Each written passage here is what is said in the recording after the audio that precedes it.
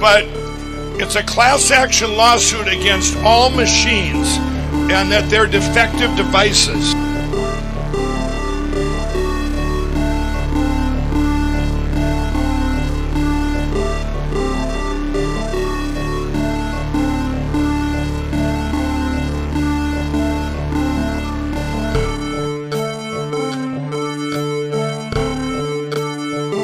Sam, if I could just get this sentence out. We can talk about Jimmy Dore can go and kill 15 kids tomorrow, and I still believe in force the vote.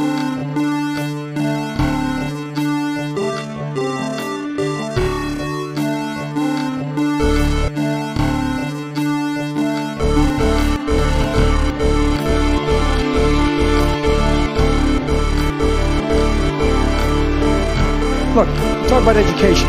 I propose that what we take is those very poor schools, the Title I schools, triple the amount of money we spend, from $15 to $45 billion a year. Give every single teacher a raise, an equal raise of getting out the $60,000 level. Number two, make sure that we bring in to help the teachers deal with the problems that come from home. The problems that come from home. We have one school psychologist for every 1,500 kids in America today. It's crazy. The teachers are I'm married to a teacher. My deceased wife is a teacher. They have every problem coming to them. We have to make sure that every single child does in fact have 3, 4, and 5-year-olds go to school, not daycare, school. We bring social workers into homes of parents to help them deal with how to raise their children. It's not that they don't want to help. They don't know quite what to do. Play the radio. Make sure the television, make sure you have the record player on at night, the phone. Make sure the kids hear words. A kid coming from a very poor school, a very poor background, will hear 4 million words fewer spoken by the time they get there. There's so much. I'm going to go like the rest of them do, twice over. Okay? $7 million for reef fish management. $25 million to combat Asian carp. $2.5 million to count the number of amberjack fish in the Gulf of Mexico.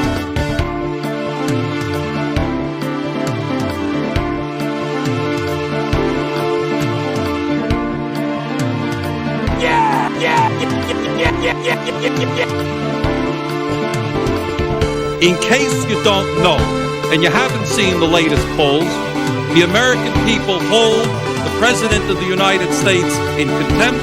They hold this. Who are you worried about?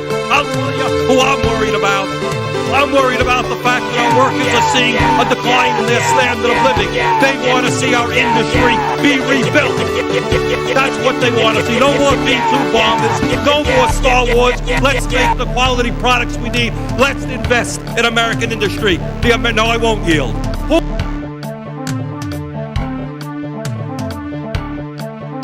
It is time for us to do what we have been doing, and that time is every day. Every day it is time for us to agree. Did you use the word smart? So you said you went to Delaware State, but you forgot the name of your college. You didn't go to Delaware State. You graduated either the lowest or almost the lowest in your class. Don't ever use the word smart with me. Don't ever use that word. Oh, give me a break. Because you know what? There's nothing smart about you, Joe.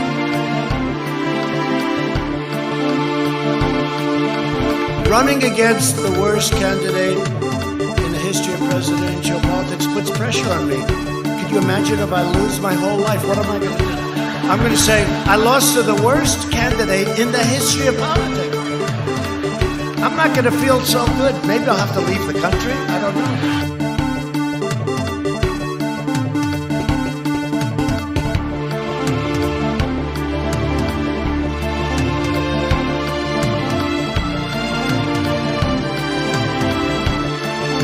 They had a very bad original concept.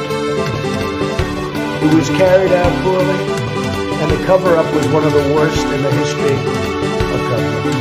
There's some bad deal, should have never been thought of. Somebody really messed up, and they had the worst cover-up ever. And where it should have stopped is at the deal standpoint, what they thought about it. Because whoever thought of that idea, I think is a in big trouble.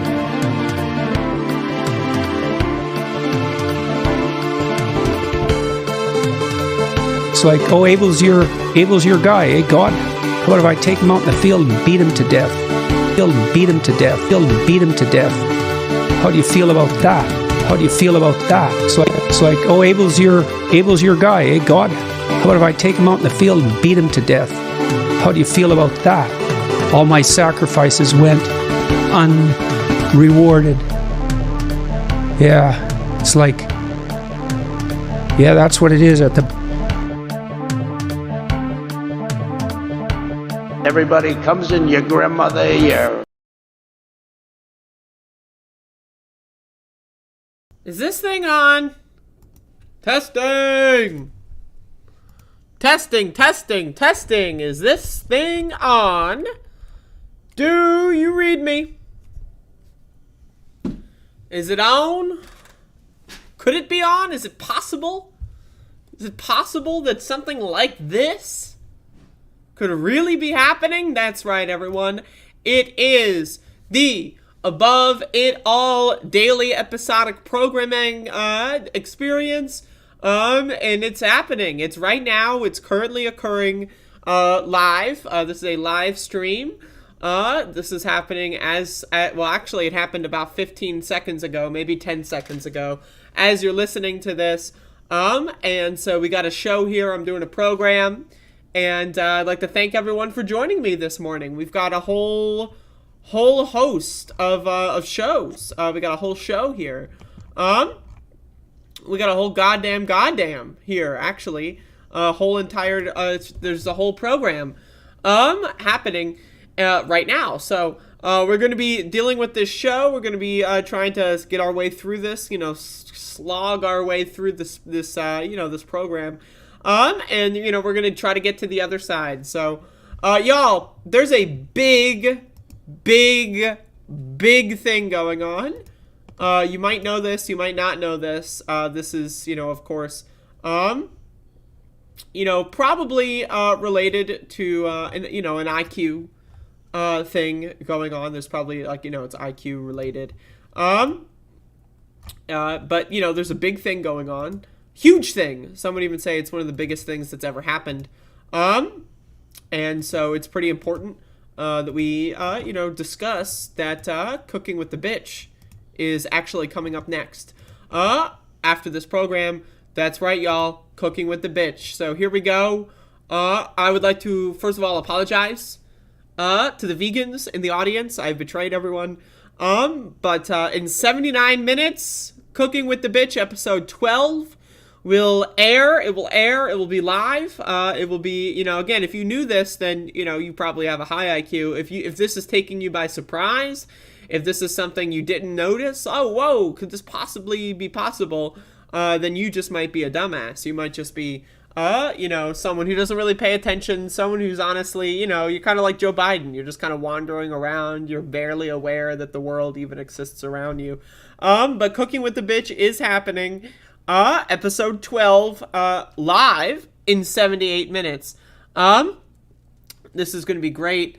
I would once again like to apologize to the vegans. I am sorry for betraying everyone. Once again, I'm a vegetarian, so I still eat eggs, and so that's a thing. But after that, we have a Doom stream. I have changed the time for the Doom stream. I'm going to be doing 1 p.m. instead of 2 p.m.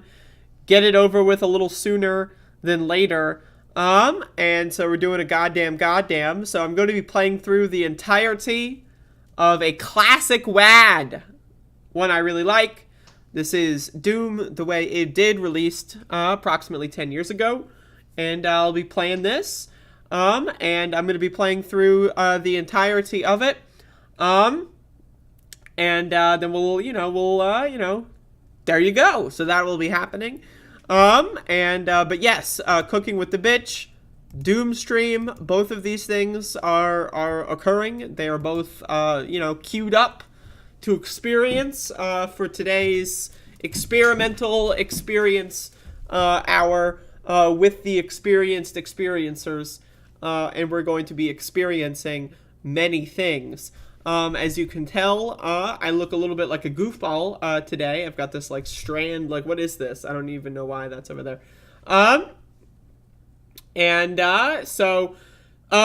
That's right.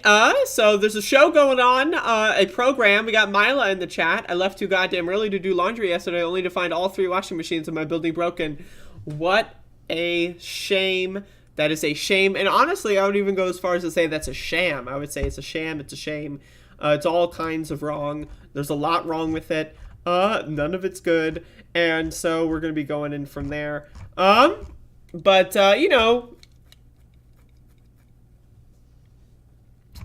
got a show going on.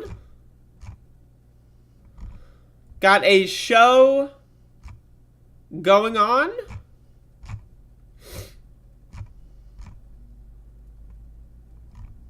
We got a show going on. So hello everyone. We are here. And so doing a program today, doing a show.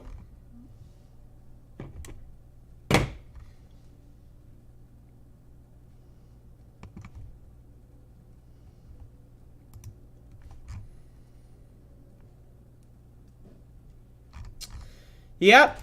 So we got some bullshit that I would like to talk about. So let's start. Let's start here. This is where we should start. So, Vice President of the United States, Kamala Harris, has COVID. And I'm reading from WDSU.com. Why not? Is the local website local to where? I'm not sure, but it is a local website local to somebody. Washington Vice President Kamala Harris tested positive for COVID-19 on Tuesday, the White House announced, underscoring the persistence of the highly contagious virus, even as the U.S. eases restrictions in a bid to return to pre-pandemic normalcy. Harris Press Secretary Kirsten Allen said neither President Joe Biden nor First Lady Jill Biden was considered a close contact. Shouldn't it be were considered? I'm not sure. Of Harris in recent days. Harris has been scheduled to attend Biden's Tuesday morning presidential daily brief, but was not present. The White House said because of their travel schedules, the last time Harris saw Biden was Monday, April 18. They were watching the Better Call Saul season 6 premiere. Together in the White House. That's, I guarantee you, what was going on there. The vice president returned on Monday from a week-long trip to the West Coast. Harris tested positive on both rapid and PCR tests, but, quote, has exhibited no symptoms. The White House said she will isolate, blah, blah, blah. I would like to remind everyone that Kamala Harris famously, or infamously, in the LA Times last autumn, said that the White House had no idea that the Delta variant or the Omicron variant would be happening. They just had no idea. It completely blindsided the White House. No one ever working in the White House at any point in time had ever considered the possibility that there would be variants or mutations. Yeah, sure, all the epidemiologists and virologists have been saying that since April 2020, but you think any of them work in the White House? You think any of them work at the CDC? Fuck no. These are all just like stupid, dumb fuck actor fucking politicians that don't know jack fucking shit, right? And so now here we are, Kamala Harris has COVID. So there you go. There's your headline. There's your news item. Isn't that great? Isn't that wonderful? Goddamn. But that's not the only thing I want to talk about today. Because we've got a part 2 to this story. And so Kamala Harris has COVID. And Tony Fauci says that the United States is no longer in a pandemic. The United States is finally, quote, out of the pandemic phase, the country's top infectious disease expert said in a television interview Tuesday, as cases and hospitalizations are notably down and mask mandates are all but gone. Like, what is that? So, what? So, like, mask mandates. This is somehow like analyzing the weather, right? It's like, like if you're in like New Orleans, right, and you're working on the levees or whatever. Well, like, I mean, we stopped working on the levees, so I mean, I guess the flooding is no longer a risk. What? That's like, I don't know, like you accidentally cut yourself with a knife. And then you know, well, I didn't get a bandage, so, you know, is my finger really been cut open? I didn't get a bandage. So is it really? I don't know. I don't think so. It's like you take a shit and you don't wipe. I mean, was there really shit in my asshole? I didn't wipe. There's no shit. So therefore, I mean, I don't know what to tell you. We are certainly right now in this country out of the pandemic phase. Anthony S. Fauci, President Biden's chief medical advisor, said Tuesday on PBS's NewsHour when asked by anchor Judy Woodruff if the country was near the end of the pandemic. Fauci expanded on and clarified his views in an interview Wednesday morning with the Washington Post, saying the global pandemic is ongoing, but the United States is transitioning to a period in which the virus is no longer causing the level of hospitalization and death seen during the Omicron wave of the infection this past winter. Like, what? Okay, so let me get this understood. So, April and March of 2020, right? COVID cases were like lower than what we're seeing over the last couple of months in most of the country. Yet, at that moment in time, it was like, oh, we got to lock down. We got to, you know, some states did that, right? Then, look at 2020, you know, look at winter 2020 before the vaccine, right? Like, these are all things that are like, you know, winter, to the dark winter. Remember when Joe Biden got elected and he was like, oh, there's going to be a dark winter or whatever, right? That was like maybe like what, 1/3, 1/4 of the intensity of the Omicron wave. But now the Omicron wave exists, right? So everything else, as long as it's not Omicron, we're good to go, right? Isn't that exactly what the CDC said like a couple weeks ago? As long as we're not doing what we were doing during Omicron, we are good to go. We're good to go as long as it's at least like 0.9, like, you know, I don't know. I fucked up my percentage terms, but you know, as long as it's slightly less than Omicron, we're good to go. If it's worse than Omicron, then we're back in the pandemic. Like this idea that like judging everything by the worst part of it. It's like, yeah, sure, I got shot and you know, there's a giant hole in my liver, but there's not a hole in my heart. So I don't know. Maybe you shouldn't even go to the doctor. You know what? It's like, what the fuck? Like, I really, like, the CDC changes all their metrics, right? People who are uninsured are less likely to get COVID coverage, right? People are less likely to just go to the hospital, right? Then also factor in that we've kind of just, like, burnt through a lot of the population. Like, let's be honest. We kind of have just, like, said, you know what? Fuck the American people. Let's just keep burning through people until they die. Million people dead, millions of people sick for the rest of their lives. Fauci expanded on, blah, blah, blah. The world is still in the pandemic. There's no doubt about that. Don't anybody get misinterpretation of that. We are still experiencing a pandemic. Okay, so pandemic phase is over. And yet, we are still in the pandemic. Great messaging from Fauci. Why is it that these people, like, again, it's one thing. If you're, like, a doctor and you're having a conversation, like, at the dinner table, you know, you don't have to have everything, like, you know, I think we're out of the pandemic phase. And then your uncle's like, what, really? And then you're like, oh, well, I mean, you know, at least in this current time, you know, I feel like, but when you are like the top doctor in the country, people view you as some sort of like, you know, like messenger. You gotta watch how you fucking message things, right? Like, again, like that's like these people have no media training. They don't know how to talk to people. They're fucking stupid. And they're just lying. Like these people are lying. We're out of the pandemic phase. What? Because of mask mandates being over? I just like, ugh. Were we out of the pandemic phase in May of 2021 after the vaccine came out before the Delta variant? We had like, what, 3 to 4 months before the Delta variant? Was that, oh, pandemic's over until it's back? What? I just don't get it.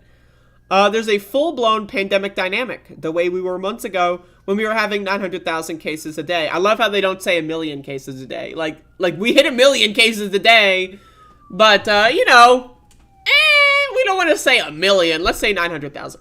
Tens of thousands of hospitalizations, 3,000 deaths a day. He said the deaths went from 3,000 down to 300. Last May, Fauci said he thought the virus could reach the control stage by autumn. The Delta variant soon rendered that impossible. Omicron then caused the biggest wave of cases yet. New Omicron subvariants BA2 and BA2.12.1 have spread since and are even more transmissible than previous strains. And nationally, the case numbers are rising again, but so far there has not been a surge in hospitalizations. So cases are going up. Cases are going up. But we're exiting the pandemic phase. Like, what? Judging everything by whether or not it's on hospitalizations is not how you control a fucking pandemic! Like, if everyone is sick but no one's going to the hospital, and then everyone is sick goes to the bar, and then I'm at the bar, and they get me sick and I don't go to the hospital, does that mean that the pandemic is over because I'm not going to the hospital? What? What? That's like, again, imagine there's like a fucking, like, there's like gun violence, right? Right? And then like a whole school bus full of kids gets shot up, right? And then like, 8 of them, like, just bleed out instantly, they're shot dead. And then like 3 of them, they're not bleeding out instantly, but they might die, but they choose not to go to the hospital. Does that mean that the gun violence against kids cases are going down because some of them chose not to go to the hospital? Or couldn't afford healthcare coverage, or can't afford to take that day off? Does that mean that all of a sudden they don't have bullet holes in their goddamn face? Like, I can't with this fucking shit. It's so goddamn fucking stupid. I can't. I really can't. Right now, we're at a low enough level that I believe that we're transitioning into endemicity. We're not in a full-blown explosive pandemic phase. That does not mean that the pandemic is over. A pandemic means widespread infection throughout the world. In our country, we're transitioning into more of a controlled endemicity. That's not true, though. Okay, a pandemic means widespread infection. Now, again, note the language here. Note the language. Note the language. So, cases are going up, but the widespread infection is no longer happening. So, cases are going up, more people are getting infected, and that's exiting the pandemic phase. And pandemic is defined as widespread infection. So, pandemic is a defined widespread infection. Cases are going up, wastewater testing going up, right? Deaths are pretty much, around the horizontal range. But hospitalizations, not as many people are going to the hospital. So therefore, they're not getting infected. Therefore, they're not getting sick. What? This is Dr. Anthony Fauci, apparently the top epidemiologist in the country, apparently not bought and paid for, apparently not a political weapon of whatever administration he's working for at the moment. Totally rational and very well-spoken individual who has no problems with messaging. Restrictions are easing as many Americans appear to be putting the pandemic behind them. Masking requirements have been lifted across most of the country, and officials stopped enforcing a federal mask mandate in transportation settings after a judge struck down the requirement. I love how the language is so fucking stupid. Officials stopped enforcing a federal mask mandate. Like, they're saying, like, oh, they just stopped, right? Because the pandemic is over, right? So the officials just stopped enforcing it. No, a right-wing Trump judge said fuck you and like weaponized the fucking position that they have to fuck over the American people. That has nothing to do. Oh, the officials stopped enforcing it. Enforcing what? They can't enforce something if it's not if it's not legal, because of our stupid fuck system. Right? I just like, what? What? During the pandemic's darkest moments, many wondered when the country would be able to declare itself past the disaster, which has killed nearly 1 million Americans. What? When was this article written? Today. This article was written today. Hold up. That has killed nearly 1 million Americans. Like, am I insane? Like, am I insane right now? Like, am I crazy? Like, am I losing my mind? Okay. Which has killed nearly 1 million Americans. This was published today. Like at 9, this is like an hour-old article. I'm looking at the Worldometer page. 1 million, like we hit 1 million a while ago. Like what is with this, like who's what? Like what's happening here? Like this is the Washington Post. Yeah, the pandemic's over. We're nearing 1 million deaths, even though we hit the 1 million threshold like 2 months ago, but we're nearing 1 million deaths. Like what? Fauci's comments are likely to fuel debate about how the country should handle this moment. The Centers for Disease Control and Prevention said Tuesday that as of the end of February, nearly 60% of Americans, including 3 out of every 4 children, have been infected with the coronavirus. Nearly 60%. What? And we could just move on? Like, 60% of the country got sick, and they're probably going to have like some extra healthcare protections, and insurance rates are going to go up, but everything is fine. But officials cautioned that the data did not indicate that Americans have widespread immunity against the virus because of their prior infections. This natural immunity thing, I mean, like, that was debunked like a year ago, and yet still people pretend as if it might be true. Maybe it could be true. Like, we were seeing people getting infected with Omicron and then getting reinfected with Omicron like 3 weeks later, right? Like, so while previous infections are believed to offer some protection against serious disease for most people, health experts say the best protection against infection and serious disease or death is vaccination. The coronavirus will not be eradicated, Fauci told PBS, but can be handled if the level of its spread is kept very low and people are intermittently vaccinated, though he said he did not know how frequently that would need to happen. And he echoed warnings from the World Health Organization and the United Nations this month that worldwide the pandemic is far from over as vaccination rates remain too low, particularly in developing nations. So think about this. We have the vaccine, right? Like, here we go again. So we have the vaccine. It exists. And yet vaccination rates are still low all across the world. What? If you, like, okay. So it is April 27th, 2022. The vaccine has been out for over a year now. I got my first dose, 53 weeks ago, 54 weeks ago. Right? And I was like, I'm a regular person, so I got my dose when it was publicly available. People started to get their vaccinations, even further back than that. And yet somehow, so the vaccine exists, we got it, and yet the world still has low vaccination rate? What? Why don't we just give them the vaccine? Like, we got it, we figured it out, why don't we just give it to them? I don't understand. Oh, right, because pharmaceutical companies need their money. I forgot. What are they going to do without their cash? The Biden administration, meanwhile, is appealing a ruling by Trump-appointed judges that struck down the federal transportation mask mandate, including on planes, blah, blah, blah. Who cares? Nothing good is going to come from that, so it doesn't matter. And then a reminder that the coronavirus is still present. The White House on Tuesday announced arguably the nation's highest-profile coronavirus infection since President Donald Trump in 2020, saying the Vice President Harris had tested positive and was asymptomatic. She was not considered a close contact to Biden. I mean, she's, like, Biden doesn't like her, so, I wouldn't. But I mean, like, what the fuck? Like, am I broken? Like, are we going through loops right now? Is this like some Twilight Zone ass shit? So I want everyone to remind ourselves here. What is the title of this? U.S. is no longer in full-blown pandemic phase. What does full-blown even mean? Like, and also, we're nearing 1 million deaths. Meanwhile, like, we hit that number, like, months ago. So, who wrote this article? Why does it exist? Brian Pitosh and Joel Achenbach. Who are these fucking morons? These are the motherfuckers. Like, this is why I advocate to bring back tomatoes. Throwing tomatoes at people. This is why I advocate for this. These people should not be allowed to walk around without being tarred and feathered.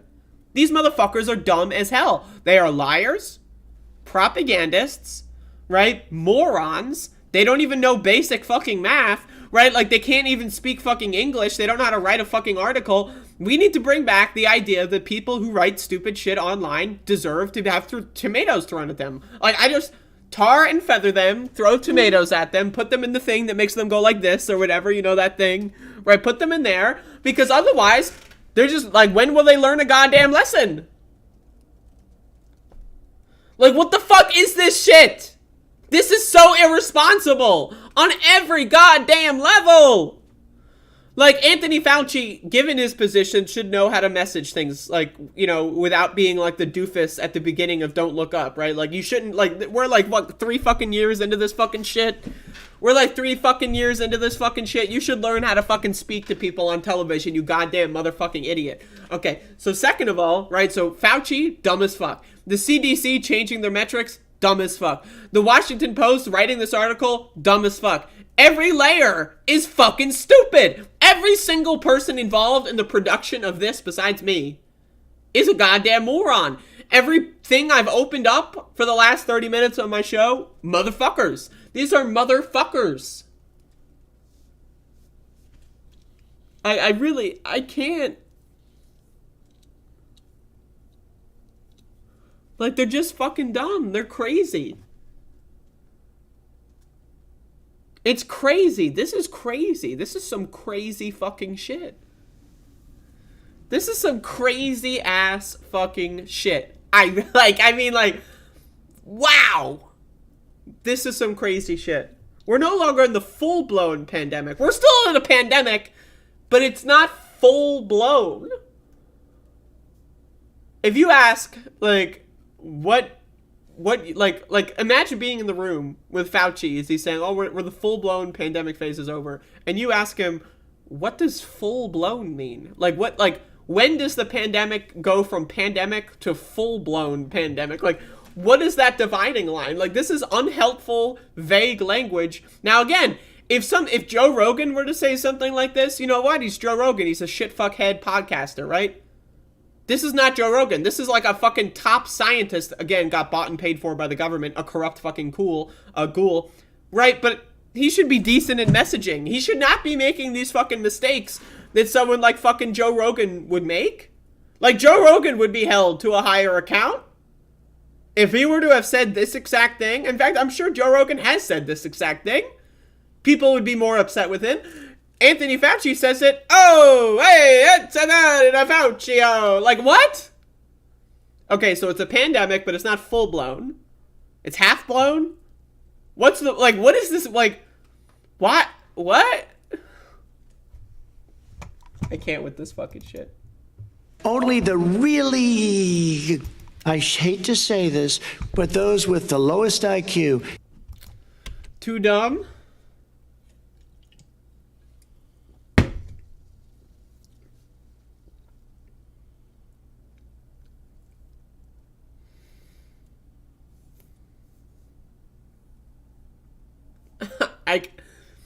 Full-blown pandemic.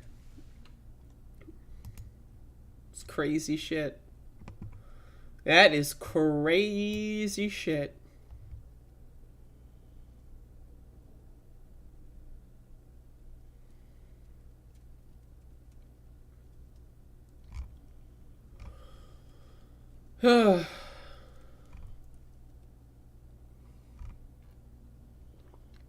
So how's everyone doing today?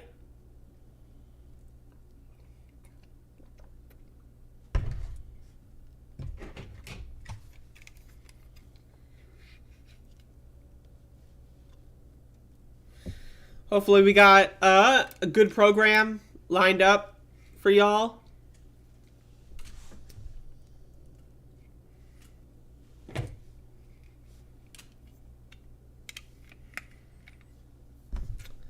Yeah, that's right.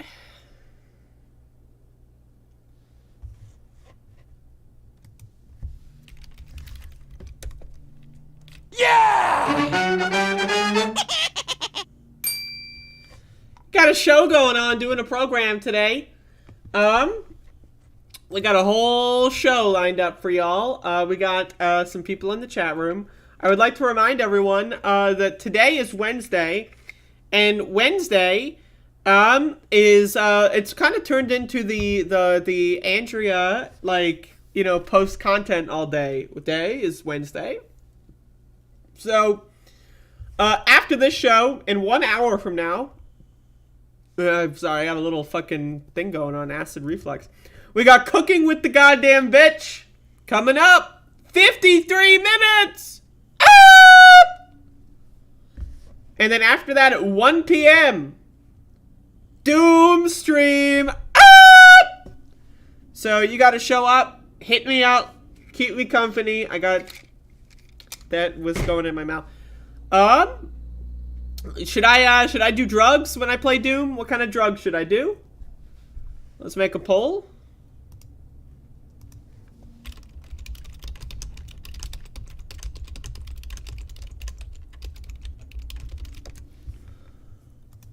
There you go. So we got a show, doing a show.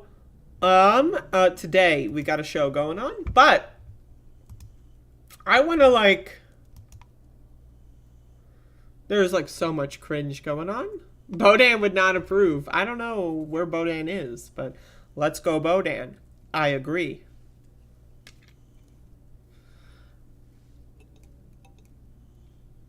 I got these, funny story actually. I got these sunglasses. I want to say I got them from, my weed store that I go to. Sometimes they give you free shit or whatever. I think I went on the 420, I think is when I got these, but it might have been the time before that. I'm not sure. But anyway, they gave me free sunglasses. I don't know why, but they're pretty cool. So, I mean, I got these for free, with my purchase of marijuana products. And they're pretty cool. They're nice looking sunglasses. So, you know.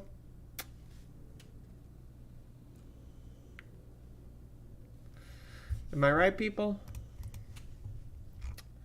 Let's look at the goddamn news.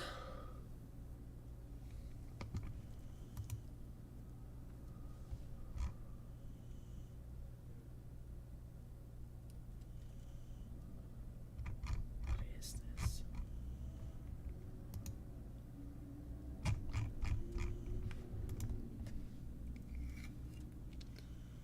Yeah. That's possible. This is some bullshit from The Hill. Let's just read this. This is some filler. This is from The Hill. Dems offer reality check on Mansion. Build Back Better. Remember Build Back Better? I remember when Joe Biden first unveiled that, that was his, general election slogan. Was fucking Build Back Better.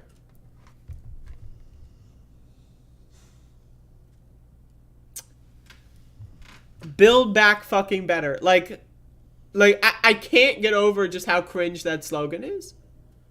Right? And then the fact that Joe Biden literally did nothing to defend his slogan throughout the entirety of the first year of his presidency. He just he just rolled over and played dead on the goddamn Resolute desk. He was, Build Back Better. How about I'm gonna take a fucking 8-month nap? How about that? So here we go. Let's read this. This is we're getting a reality check. The Dems are gonna give it to us straight. President Joe Manchin is sketching out his vision for what a scaled-down budget bill could look like as his party eyes a second run at moving a major policy bill through reconciliation process that would negate a GOP filibuster. There's so much info in here that really just makes me want to pull my hair out. This time, however, Democrats are playing down the chances for an imminent deal. So where's Ro Khanna? Can we get Ro Khanna? Can someone get Ro Khanna on somewhere and ask him how's Joe Manchin? Reminder, Ro Khanna, I forget what show he was on, but he was somewhere. Ro Khanna was like, oh, Joe Manchin just disagrees. He's an honest, good faith actor. And honestly, people being mean to him online, those are the people responsible for the fact that the Build Back Better Act hasn't been passed. You know, we've been trying to be nice to him. We've sucked his dick at least 15 times a day for the last 6 months. And any minute now, according to Ro Khanna, any minute now, Joe Manchin is going to come and we're going to get the child tax credit. Any minute now, it's going to happen. Just wait for it. Manchin in December nixed the roughly $2 trillion House-passed Build Back Better package, sending the party into a legislative depression, as well as sending the country into freefall. The party now faces significant hurdles to renew the tax and spending plan at the heart of their agenda, as they feel growing pressure to provide deliverables for their own to their own voters. You're telling me that Democratic politicians are feeling pressure to do something?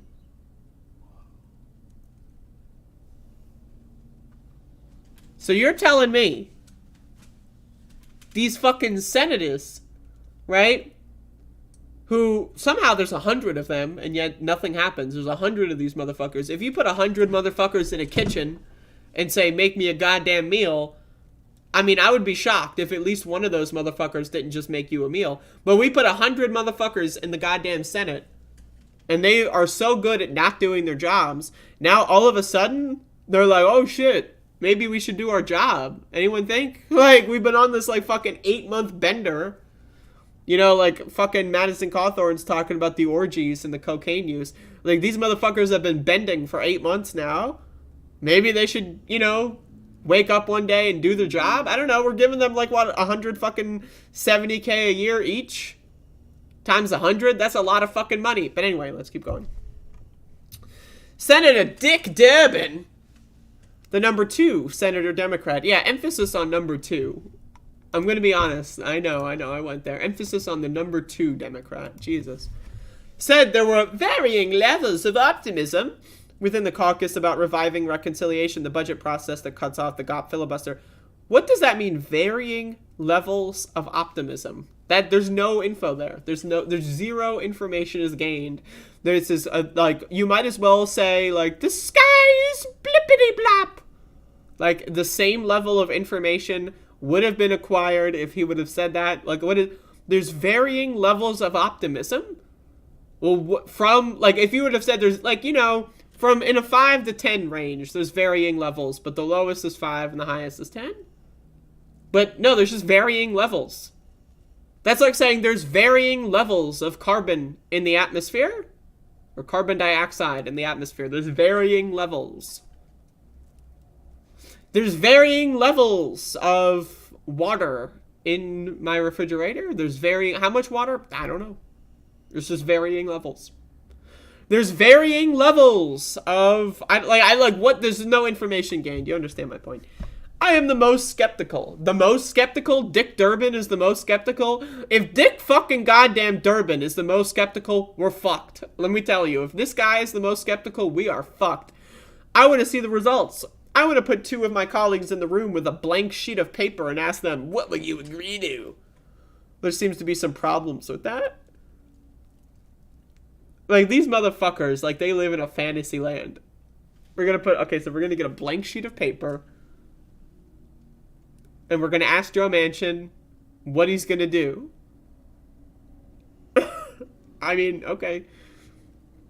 Senator Cardin, and this is from Maryland, indicated that Democrats were largely delegating talks with Manchin about reconciliation to Senate Majority Leader Charles Schumer. The same guy who got a note from Joe Manchin like 3 months ahead of time, refused to tell anyone that Joe Manchin had a ceiling of $1.75 trillion. For 3 months, 4 months maybe, I forget exactly. Chuck Schumer had a memo that said that Joe Manchin would never go above 1.75, but he didn't share that with anyone else, and let, like, the $3.5 trillion plan fail, and then let the $1.75 trillion plan fail, even though Joe Manchin wrote a memo saying he'd do 1.75. So yeah, if we're trusting Chuck fucking Schumer to do any of this, like, I would rather trust my goddamn dog to deal with fucking Joe Manchin. Like, I mean, my God. Like, I would rather trust, like, this, like, screw that I got on my desk. See this screw? This is like a screw. I would rather this would be a more adequate, person to be the liaison to find out what's going on with Joe Manchin than Charles Schumer. Charles Schumer is a useless pile of fucking garbage, right? The guy had all the fucking, he had all the cards lined up in his favor, and he decided, you know what? I'm going to take all these cards, and I'm going to throw them off the ship like Weevil in fucking Yu-Gi-Oh! Where he throws off the Exodia off the boat. That's what he did with all his fucking shit. He was like, fuck my job, fuck the American people, fuck everyone, and not in the good dick way, because if people were getting fucked in the good dick way, maybe we wouldn't be so upset with this goddamn country's politicians. But that's the problem, is that we're not getting fucked in the good dick way. They won't even have the goddamn fucking audacity to do anything. It's just, okay, you're not going to hear much about it until a decision is made. So then what is the article about? There's been no reports to us, and we don't expect any reports. So Cardin is saying, you're not going to hear about it until a decision is made. There will be no decision. What is this article about then? Democrats in the White House have acknowledged that there are conversations going on. But they also are being careful to draw hard red lines or hype their talks after the set deadlines and missed them repeatedly last year. We always are hopeful. That's all I'm saying, said Sherrod Brown, the chairman of the Senate Banking Committee. So he's hopeful. Always he's hopeful. That's all I'm saying. So you're hopeful. You're hopeful. What are you hopeful for? I don't know. All I know is that this motherfucker's hopeful. Manchin on Tuesday met with Schumer about how to combat inflation. Oh, God. After the meeting, the West Virginia senator said he thought the focus of any reconciliation bill should be lowering inflation and deficit reduction. Manchin indicated that the way to do that included making changes to the tax code. He outlined part of what he could support on tax changes as part of the reconciliation bill, including increasing the corporate tax rate to 25%, putting capital gains at 28%, and getting rid of loopholes and making sure everyone pays their fair share. Oh, Joe Manchin wants everyone to pay their fair share. Oh, okay. So would that include your daughter who was indicted for corruption? Is she going to pay her fair share? Just curious. Just curious. Manchin also wants half of any revenue to go toward deficit reduction. Oh, the deficit. The deficit. Was Joe Manchin crying about the deficit during the Trump administration? Does anyone know? Saying that it's the only way you're going to fight inflation. It's the only way? There's no other way. They just say words. My point, what I'm trying to get here at, is that these motherfuckers, they just say words. Like words, bleh, bleh. It's like a vomitorium of fucking cringe. They just spew words and then hope that, people will just stop asking them questions. I would love to sit in a room with Joe Manchin and ask him, like, oh, you really think that's the only way to fight inflation? You have no other ideas? Like, I would just like, do follow-up questions exist in this world that we live in? Just a fair, whatever that means, competitive, what? Tax code. Competitive with what? Who are we competing with? Can we compete with Europe? They've got some pretty decent tax codes compared to what we got. Who are we competing with? Both Manchin and Schumer tamped down any expectation that they were deep in some sort of formal negotiations. Oh, so they're not even talking. They're just saying, hey, what's up? At the water cooler, and that's it? There's nothing former. There's no false hopes here. There's nothing as far as Build Back Better. There's no talk about any of that. Just saying, how do we get a handle on inflation, Manchin said. So Manchin is saying there is no Build Back Better.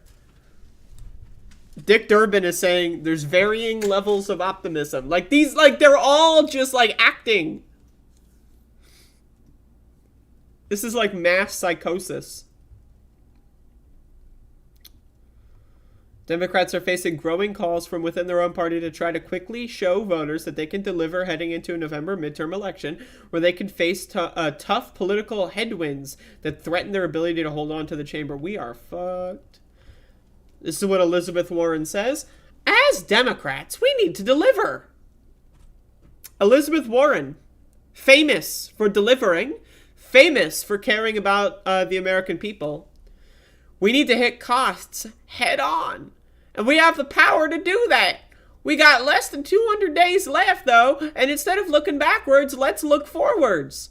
Let's get done what we can get done for the American people who elected us, for the American people who are counting on us. Any specifics? Okay, so, again, Dick Durbin, there's varying levels of optimism. What was it, Ben Cardin? I ain't heard anything. Sherrod Brown is like, something's gonna happen. I'm hopeful that something will happen. Chuck Schumer is like, I don't know, man. Nothing's really happening right now. Joe Manchin's still saying no. And now we have Elizabeth Warren who's like, we gotta turn the page. Let's get it done. Let's get it with what we can. Done. Like, what? What are you getting done? Do we know? Does anyone have any details? Tim Kaine. Oh, God. I'm just going to do this. Just, you know, I'm just doing it. Just, it's happening. Watch Hillary examine the terrain. Watch a campaign with the man Tim Kaine. Tim Kaine in the membrane. Tim Kaine in the brain. Tim Kaine, asked by The Hill about Democrats' ability to get the deal this year compared to 2021, pointed to pressure from their base. Oh, now Tim Kaine cares about what the base thinks. Okay, this is great. I think our voters want us to. Profound! Okay, so whoa. Let me get this straight. Okay. So Tim Kaine is under the impression... Now, again, he thinks this. This is like, he's not sure. He doesn't really know yet. This is like a hypothesis of his. This is like, you know, a preliminary hypothesis. You know, this is like a study that hasn't been peer-reviewed. So he's saying, I think our voters want us to. So wait, so Tim Kaine, right, is like, you're telling me that the people who voted for us want us to do something. So they voted for us, and we've done nothing, and I'm under the impression they want us to do something. Wow, that is profound. That is profound. Holy shit. Kaine is among the Democrats who are floating Memorial Day as a deadline for having an agreement on a revived bill, even if they don't have final legislative text. That's not happening. We either have a handshake deal, or I don't think it's going to get done. I'd love to be wrong. I mean, you love to be wrong in general. That much is true. But bringing back reconciliation would be a significant lift for Democrats in the White House, because they're too fucking spineless to get rid of the filibuster. To pass a bill into that will be difficult. Manchin's stance on increasing the corporate tax rate is at odds with Senator Kyrsten Sinema. We love Kyrsten Sinema. She's moderate. Like, these words, they don't mean... Another moderate who has said she won't raise taxes if it harms the economy. So, okay, so Kyrsten Sinema says she's reasonable. She's a moderate, right? She's just, you know, she's a moderate. She's reasonable. She's logical. She knows what's going on. Okay. So she won't raise taxes if it harms the economy. What does that mean? That means she won't raise taxes. But she doesn't want to say that because then people will be like, why not? So then she's going to make up this vague bullshit modifier, this qualifier. Well, I'll raise taxes as long as it doesn't harm the economy. What does that mean? It doesn't harm the economy? First of all, what is it? Like, the economy is like a living being of some kind. Like, you know, they're going to get hurt. Like, and also, harm the economy. Like, I really, like, what? What does that mean? It doesn't mean anything, actually. It means absolutely nothing. Also, Manchin's push to boot social programs out of Build Back Better could also spark pushback from fellow Democrats, who view reconciliation as their best shot at expanding Medicare. Why? Because they don't care about getting rid of the filibuster because they're spineless cowards. All right, who said this? Oh, Tim Kaine's back. I really want the workforce and childcare to be a part of it, Kaine said, asked about a reconciliation bill that just focused on inflation and deficit reduction. No one cares about inflation. No one cares about deficit reduction. I guarantee you, if you ask any American, how do you feel about the deficit? They're going to go, what? I don't like it. I don't like the deficit. I don't like inflation. You know what I don't like? Starving. How about this government do something? You know what I don't like? Getting a fucking disease. Other Democrats said that they would be willing to use Manchin's skinny version as a starting point if it meant the party could finally get to a deal. Skinny version. Yeah, let's just give Manchin everything he wants and start there. That's where we're gonna start. So everything Joe Manchin said he wants, we're gonna start there. And then we'll see what enters the chopping block. I hope we can do something, said Senator Mazie Hirono. We should move things along, and Joe is open to tax reform. I can start with that. I hope we can do something. This is like that episode of Seinfeld where they're writing the pilot, and then, they're like, we need something. That's true. Yes. I hope that you do something. I'm in the same boat. We need something. Now that's a great way to end this. End that is they need something. That is so true. That is so true. Only the really, I hate to say this, but those with the lowest IQ.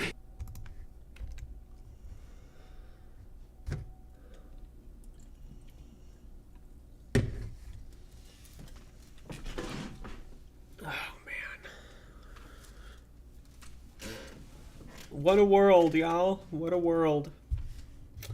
Speaking of worlds. 32 minutes. 32 minutes until the next episode.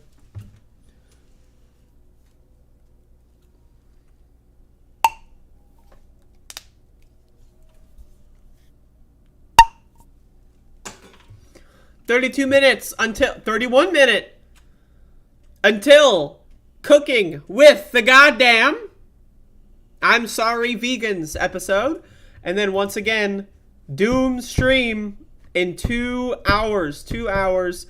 I have changed the time to 1 p.m. I like doing things earlier in the day. I'm a morning person, so that's happening. Hell yeah. We need something.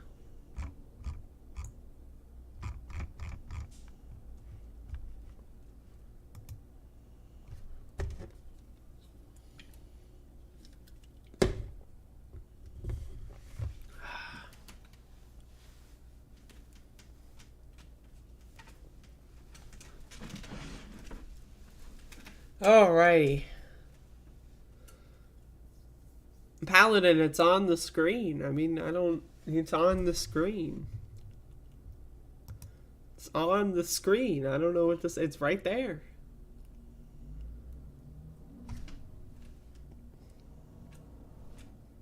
It's right there. I would also like to announce for those that are interested, every month I do the A Doom a Day recap stream. This month I kind of fell out of that a little bit.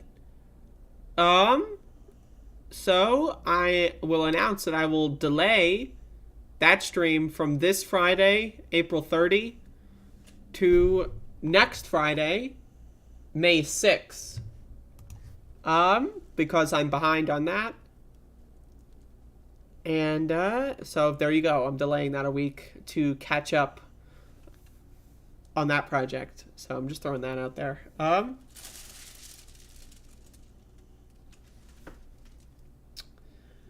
It's all falling apart. Drugs is a bit too vague. That's on purpose. You know how I love vague language. Speaking of vague language.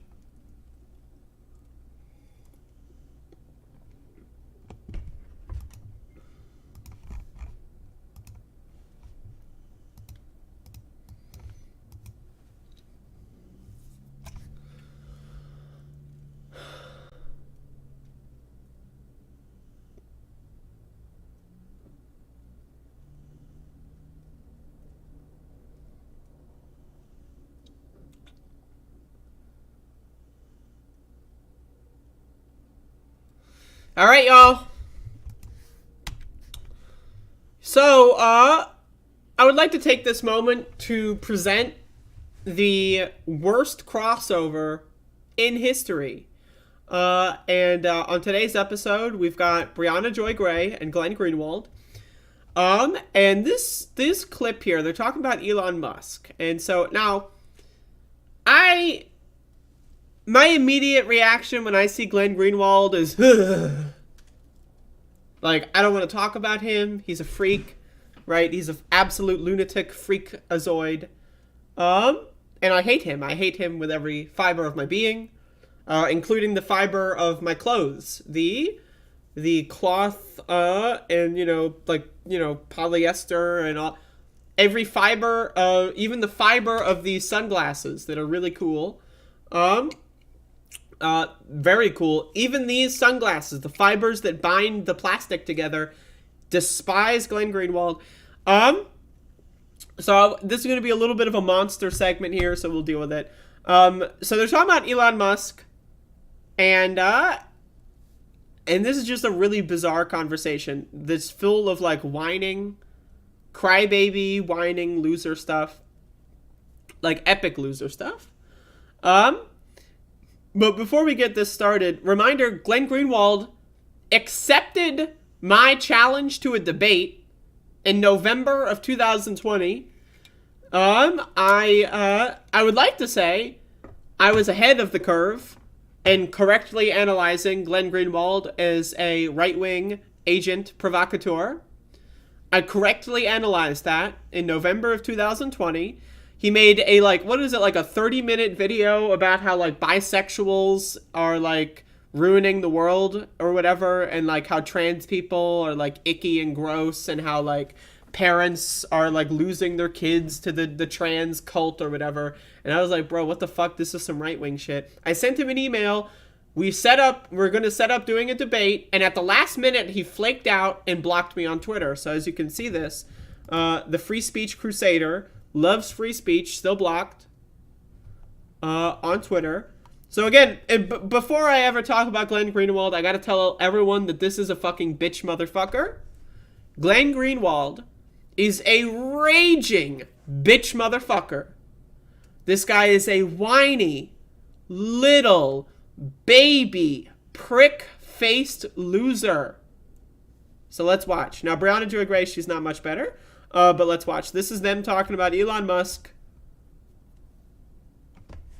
and cancel culture. Yep, that's right. First of all, let's just be clear about one thing, first of all, which is that there's a lot of billionaire funding in not just liberal, but left-wing spaces as well. Some of your favorite, left-wing NGOs are fueled by money from George Soros, Pierre Omidyar. Real quick. Okay.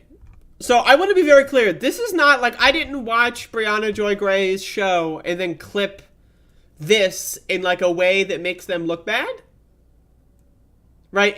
This is not let me dishonestly, cut people out of context to make them look like they're saying something that they didn't mean. This is Brianna Joy Gray thinking to herself, damn, wow, that was profound. And now she's posting her bangers. This is in her mind. This is how she's advertising the show. Right? This is how they're advertising the show. They're posting bangers. She made this clip. And in the first 20 seconds, Glenn Greenwald is crying about George Soros. If I were to have, say, oh yeah, Brianna Joy Gray is a neo-Nazi, here's the proof, and then posted this clip, dishonestly, deceptively, maybe, cutting people out of context. But she's posting this. She's like, oh, fuck yeah. I want everyone to know that Glenn Greenwald came on my show to shit talk about Soros. I need that to be, on my show, I do a lot of, video response and clip response.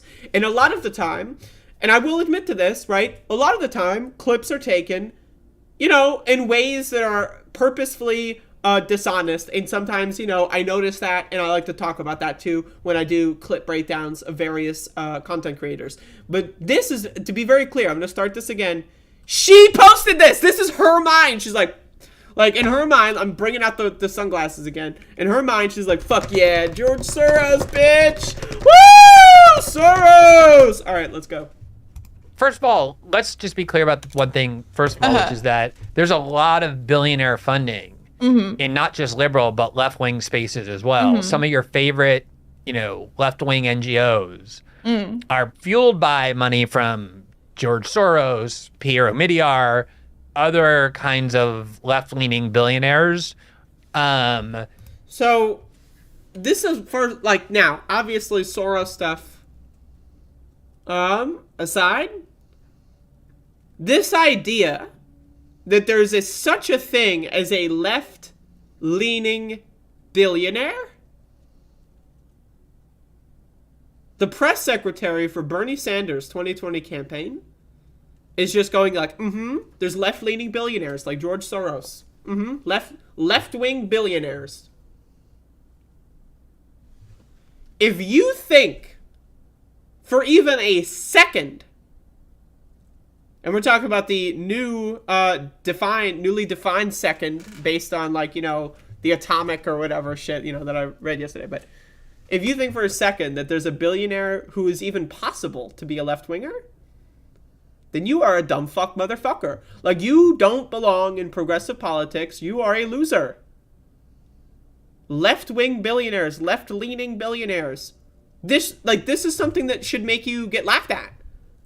Right? Like this is like the re-edit of this is like, hold up. George Soros, Pierre Omidyar, other kinds of left-leaning billionaires. There's a lot of campaigns, political campaigns, not just with politicians, but referenda and the like, criminal justice reform, legalizing marijuana, equality for LGBTs, that are also heavily... LGBTs, by the way. Like, I just like that language is really funny. Financed with billionaire funding. Michael Bloomberg gives enormous sums of money to famous left-winger Michael Bloomberg. Famous left-winger. Reform, gun control, and gun reform groups. And so there's a huge amount of billionaire funding coming into not just liberal but left-wing spaces on the grounds that, well, look, we... So, now once again, what we're missing here is a liberal and left distinction. Yes, there are billionaires that might classify themselves as liberal. Liberalism, neoliberalism especially, is a conservative far-right ideology. That's just how it is. Now, is liberalism better than fascism? Absolutely. And it's important to say that there's a distinction between liberalism and fascism. But there's also, in that same token, a distinction between liberalism and leftism, right? Michael Bloomberg, not a leftist. George Soros, not a leftist. They might be liberals, but they are not leftists. So, but right here, now one of the things that Glenn Greenwald does, one of his big things, is he conflates and confuses left-wingers with liberals. Someone I don't like, even if they've never been a liberal for any moment in their life, automatically they're a liberal. They're just like, they're working, Antifa's working for the New York Times, like they're all in the same group. And now what's important here is that he realizes that he's using these terms interchangeably. And then he specifies, like, no, I'm serious. Like, they are the same thing. Let's watch. There's a huge amount of billionaire funding coming into not just liberal but left-wing spaces on the grounds that... So billionaire funding going into liberal spaces, like organizations and other stuff like that, I buy it. But left-wing spaces on the ground, like George Soros is donating to, like, fucking, like, eviction funds and, like, bail funds of, like, protests... Like, is that really happening? Maybe, like, for, like, a week or two in, like, June of 2020, that might have happened. But is George Soros or Michael Bloomberg really, like, going to the ground and giving money to, like, homeless camps and stuff? Oh, these left-wing forces on the ground are all billionaire funded. Yo, I just spat. Look at that. It's literally on the... I just spat on the camera, and it actually was visible. But this idea... I'm sorry, that's so funny. But this idea that billionaires are funding left-wing activist organizations. Now, if you want to say billionaires funded, like fucking whatever, like, whatever. But to say that billionaires are funding left-wing activist groups is just, it's ludicrous. It's nonsense. Well, look, we wish we lived in a world where we didn't have to rely on billionaire funding, but that's not the world in which we actually live. Yeah. The other issue I would say is, you're right that there was excitement about the prospect that Elon Musk might take over Twitter under the banner of free speech. There was also a huge amount of panic and anger and indignation that mostly came from the corporate press, Right. that relies upon this censorship regime in all sorts of ways. Okay, so this is where it gets a little bizarre. This is where we're getting off the rails. I mean, 20 seconds in, Soros was already being mentioned, so we've been off the rails, right? But okay, so there's a censorship regime. There's a cabal, some would say. All the corporate press want to rely on a censorship regime. Let's find out more.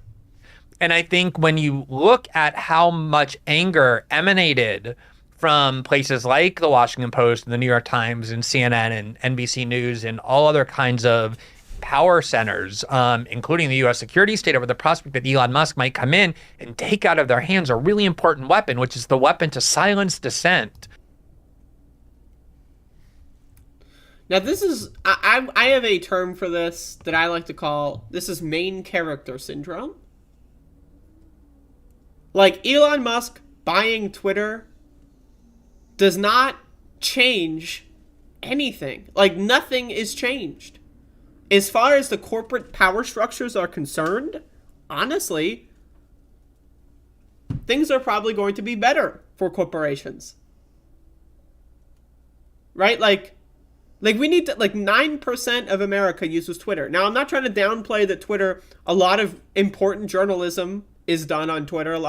Right? So Twitter is important. Like, Elon Musk wouldn't want to buy Twitter if it wasn't important, right? We understand that. But this idea that Elon Musk is a threat to corporations? How could you believe that Elon Musk is on the opposite axis of corporate interests? How do you convince yourself into believing that?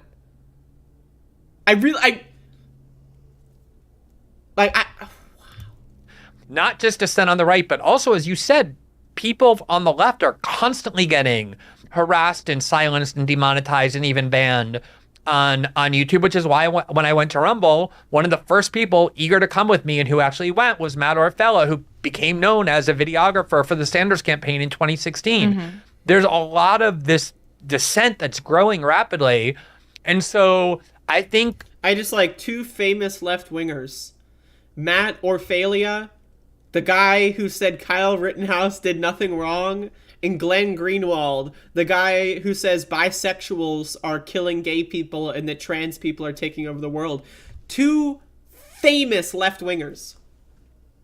These are the most lefty guys you'll ever heard of. Now, again, if Glenn Greenwald, perfectly capable of coming on my show to discuss whether or not he's a left-winger. I invited him on in November of 2020. He accepted my invitation and then blocked me on Twitter and then harassed me in front of his 1 million followers. And I had to deal with that for fucking weeks. Deal with his fucking crazy neo-Nazi followers. Now, again, just because someone who follows you is a neo-Nazi doesn't make you a neo-Nazi. But it's certainly interesting that Glenn Greenwald tried to publicly harass me, a trans person, and all of a sudden there's neo-Nazis harassing me for weeks. I'm just saying, it's very interesting. But again, he accepted my debate challenge in November of 2020, and then, I don't know, maybe he looked at my show and decided, oof, that's not going to go well, so let me just take the I'm going to harass her on Twitter method and block her. And then also, Matt Orfella, the guy famous for going on like Matt Binder's show and stuff, saying that Kyle Rittenhouse did nothing wrong and that he was acting perfectly in self-defense. Now, again, if Matt Orfella sees this and wants to come on my show to defend whether or not he should be called a left-winger, that's fine. You know, anyone's allowed to come on my show to defend themselves. That's completely acceptable to me. Brianna Joy Gray, I think she's garbage. I think she is probably one of the goofiest people that's ever existed, right? If she wants to come on my show to defend herself, that's fine. But also, like this idea that these are the examples of left-wingers. Like, Glenn Greenwald is the left-wing avatar. And if you don't believe me, we got Matt Orfella, the Kyle Rittenhouse did nothing wrong guy. Yeah, these are left-wingers. Now, again, my problem with this is that left-wingers are dissenting. These are not representatives of left-wingers. I have been unfairly censored by YouTube and Twitter and various social media websites. For example, YouTube gave me a strike, fucking 4 months ago, 5 months ago, saying that I was pretending that the election was... Now, once again, Donald Trump lost the 2020 election. Joe Biden won the 2020 election. But for whatever reason, an algorithm glitch accused me of being like a big lie peddler, and I had to deal with a week-long suspension, right? So, yes, left-wingers get targeted all the time. But I'm just saying, like, this... Anyway, I know. Nobody's under an illusion about who Elon Musk is. I think the idea is that right now there's such... I think there's a lot of people under an illusion of what Elon Musk is. I think most, if not all, of the people that like Elon Musk are under a significant illusion. Like, the people that think Elon Musk is like, oh, he's going to space, he's so smart, and he's innovative, and he founded Tesla. Oh, wait, he didn't found Tesla, he just, he kicked out the founders and then fucked them up. Oh, he founded PayPal. Oh, wait, he actually didn't found that, but he's a genius. Oh, he failed on a lot. Oh, he's really good. Oh, actually, his products, like the people that think Elon Musk is smart, I think that they're under a lot of illusions about Elon Musk personally. But hegemonic control over big tech social media platforms that are being censored, again, not really in accordance with the agenda of Silicon Valley, but in accordance with the agenda of the foreign policy community, of the U.S. security state. I mean, you look at how, censorship is being applied with respect to the war in Ukraine, and it's almost entirely censoring voices that are deemed to be pro-Russia, whereas nobody who's on the side of the Ukrainians, i.e. the U.S. and NATO, gets... So I just want to say, me personally, as someone who's vehemently in favor of Ukraine's right to defend itself, I think it is silly for social media companies to ban people for being pro-Russia. I think that that's silly. But to say that social media is controlled by the U.S. security state and that somehow Elon Musk would disrupt that, this is now, again, no one is under any illusions about Elon Musk. It's just that Elon Musk is going to single-handedly disrupt the U.S. security state? What? Censored no matter how much disinformation they spread. There's a complete alignment with the censorship regime with the powers that be in Washington. So when someone comes in and even suggests that they might finally make a dent in that, even if it's Elon Musk, I think people just feel like finally there's a potential that this incredibly hegemonic and always strengthening regime of repression might finally be subverted. Why would anyone think that? What is this guy talking about? No, I get that. And look, Twitter has been no friend to me of late. And if Elon Musk wants to buy Twitter and unshadow ban me, I'm going to be appreciative of that effort. Okay, so, first of all, when I watched this clip this morning, I looked this up. It turns out that Brianna Joy Gray is not shadow banned. There's you can actually verify this. You can look up, am I shadow banned on Twitter?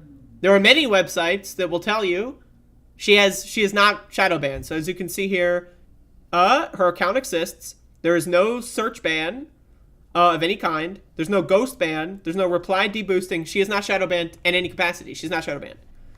So, and again, this is main character syndrome. I'm shadow banned. I'm shadow banned. Woo! The cabal. They got Schmidt. The shadows. Woo! I gotta put my sunglasses on so that I can see the shadow. Right?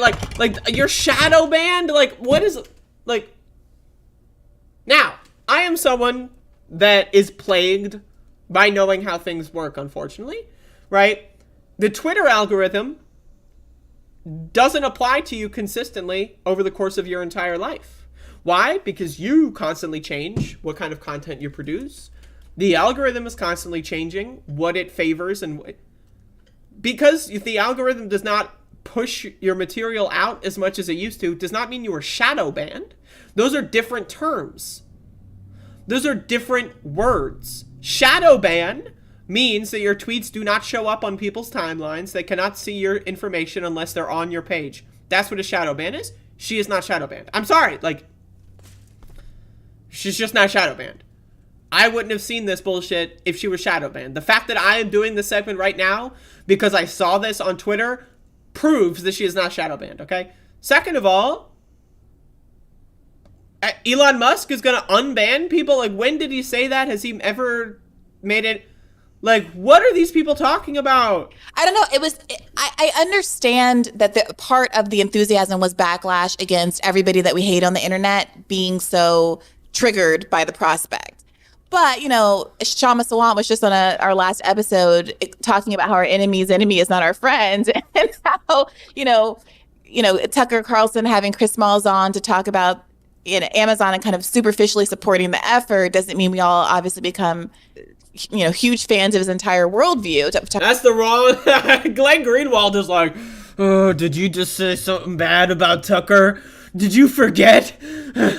Like, look at Glenn. He is pissed the fuck off. Did you just badmouth Tucker Carlson? Holy shit. Tucker Carlson's entire worldview. I take that point as well. You know, that's all I'm saying. It was curious to me that it pivoted so far into a kind of lack of analysis of what Elon Musk might do, good and bad, in that moment. So, first of all, the title of this show is Bad Faith with Brianna Joy Gray and Virgil Texas. So, is this Virgil Texas? Is that Glenn Greenwald's like nickname? Is that like his porn name or something? Like when the camera's on, he's Virgil Texas, and when the camera's off, he's back to being GG. Like, who is Virgil Texas? Because I've been watching this show for a couple of years now, and I have yet to see Virgil Texas appear on a single episode. I'm just wondering, why the fuck is this still on her marketing material? Like, is she locked in a contract? Did she sign a non-disclosure agreement? Like, what is going on? Why is Virgil Texas still on the branding? Anyway, like this shit is fucking cringe. It is cringe. Like, this idea that Elon Musk is going to do, like, is going to change anything at all, like, is going to somehow do this and that, and the free speech and all this and that, and then Soros is controlling that. Like, these motherfuckers are insane. I don't know what to tell you. These motherfuckers are crazy. Brianna Joy Gray, crazy. Virgil Texas, crazy. Glenn Greenwald, crazy. These motherfuckers are crazy. I don't know what to tell you. But any of them are allowed on my show. Open invitation. If Glenn Greenwald wants to unblock me and reply to the last email from November of 2020 and pick up where we left off, always down. Always down. If Matt Orfalia wants to come on my show to talk about how Kyle Rittenhouse did nothing wrong, always down. Anyway, these people are fucking dumb. So, there you go. The end. A balayage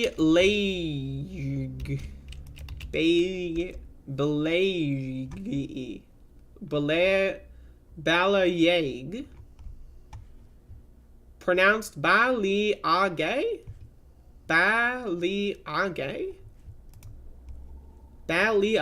highlights are usually just a few shades lighter than your base color, giving your locks natural depth and dimension.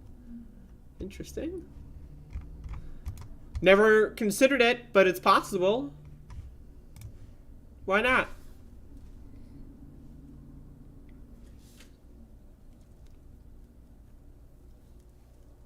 Anyway, that's the show. That's the show. A nice blowout. What the fuck is that? Blowout. Hair. Blowout? What's a blowout? Drybar.com. Blowout. Noun. The act or instance of blow-drying hair after wash, including styling. Happiness, confidence, and relaxation in mind and body that you look good. The best products for such a blowout come from Drybar. What is Drybar? So what is a blowout? You might heard this term from a family member, friend, or coworker. But did you know what it actually is? Blowout hair treatments have been around for decades. I don't know about that. Maybe. Fucking blowout. I'll show you a blowout. Anyway, y'all, wow, look at this. 4 minutes. Look at that. 4 minutes. Cooking with the bitch in 3 minutes. Holy shit. You gotta get the fuck in here, y'all. Also, coming up at 1 p.m., 93 minutes from now, Doom stream. Doomstream, it's happening!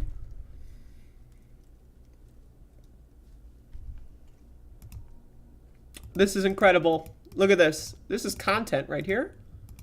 This is fucking content. You see this shit? This is content.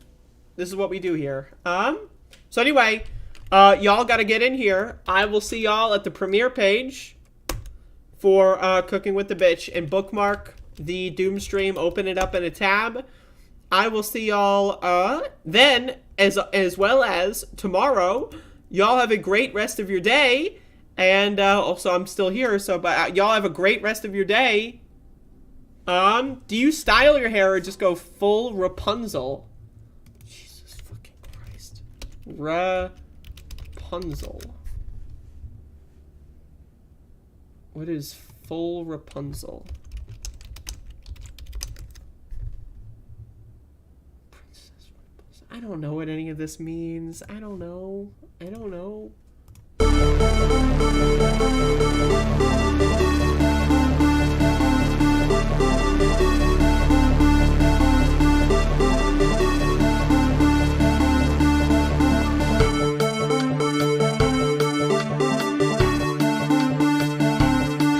then they have cans of soup.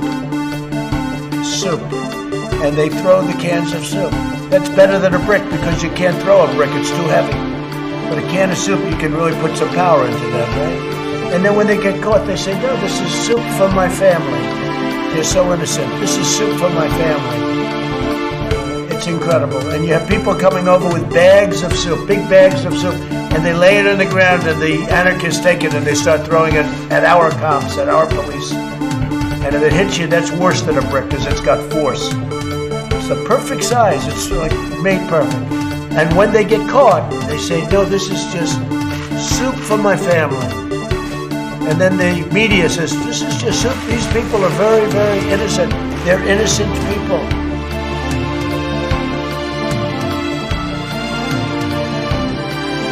Honestly, Sam, if I could just get this sentence out. We can talk about Jimmy Dore can go and kill 15 kids tomorrow, and I still believe in force the vote. Can go and kill 15 kids tomorrow. Jimmy Dore can go and kill 15 kids tomorrow. Jimmy Dore can go and kill 15 kids tomorrow. Jimmy Dore can go and kill 15 kids tomorrow, and I still believe in force the vote.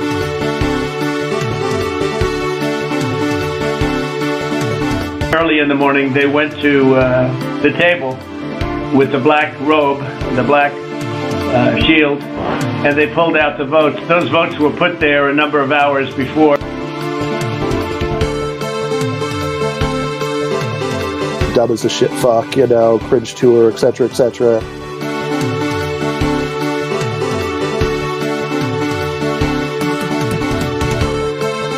Let's go, Brandon. I agree.